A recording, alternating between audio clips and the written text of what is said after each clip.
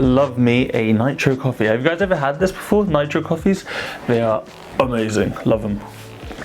Today's just going to be a pretty lazy video, I'm not going to lie. Just because I took some photos over the Christmas period whilst I was at my girlfriend's family home. Because I thought some of you might actually be interested to see what Christmas in a little old English village looks like. Pour yourself a cup of tea and come look at some photos with me. Just for context, I took my Canon A1 with me.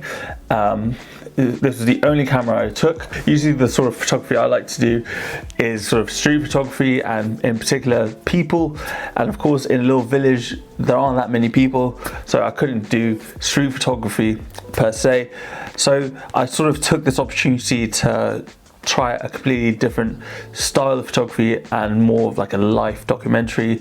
I don't know, that's I'm bigging myself up way too much here, but I wanted to sort of document just my surroundings and sort of taking pictures of things that I normally don't take of, and that's what you're going to see today. I shot about 4 or 5 rolls. I'm not going to show you every single photo, that'd be way too boring. I'm just going to show you just basically my favorite ones. This first photo, this was taken in the dining room. Her house gets loads of interesting light. I just love the way that the shadow was cast from the chair. I just thought it looked really cool. This is a picture of my girlfriend. This is us on one of our many walks. She has her own film camera that I got for her. It's the Minolta Highmatic AF2, sorry, not the AF2, just the AF. An incredible point and shoot. I need to make a video on that. In the village, there's really not much to do. They have one post office, and so going for walks is one of the main pastimes of English village life. In the photo there you can see bending, looking down into his waist level finder is my girlfriend's brother, who's also really big into film photography. He had his Zenzo Bronica with him, and to the right of him is his girlfriend, who's also into film photography. This tree just looked mad. Like, how does a tree grow like that? Just anywhere the light looked good, I took my camera and snapped at it.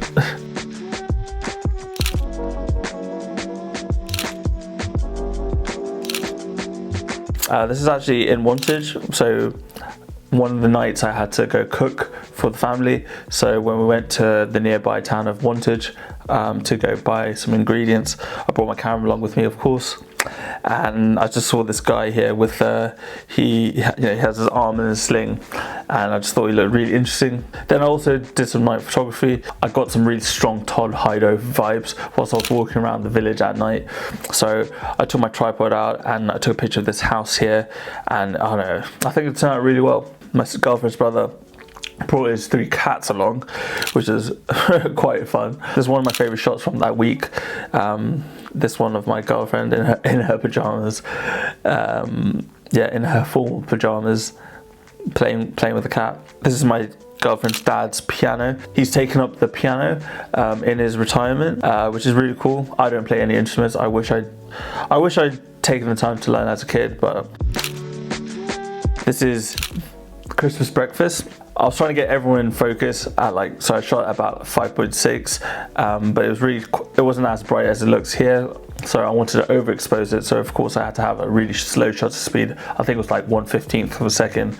But of course, if you have a big family, I have a big family, I'm one of 6, there's absolutely no chance of getting anyone to stay perfectly still, especially when everyone's really hungry. But I think it still kind of works because it does capture the essence of being in a big family. No one listens to you, that kind of thing. But then I decided to take another photo when everyone had left, and so then at least everything in this photo is in focus. On another photo walk, I decided to put some TMaxx 400.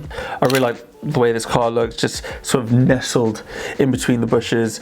What's really interesting about this village is that a lot of the houses still have thatched roofs, which is quite a rare thing, I think, in the UK nowadays, because most people yeah, thatch roofs are just a complete nightmare. They cost a fortune to maintain.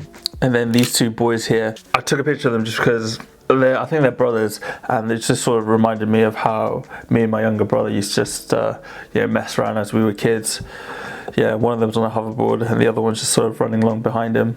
And then this house here, there's something about this house that just really, I just found really striking. I'm always sort of drawn to places and things that look from a completely different era, and for me this house just looks like something out of like a movie set or something. Really typical, quaint, quintessentially English village homes. You know, the Tudor architecture with the black beams and stuff.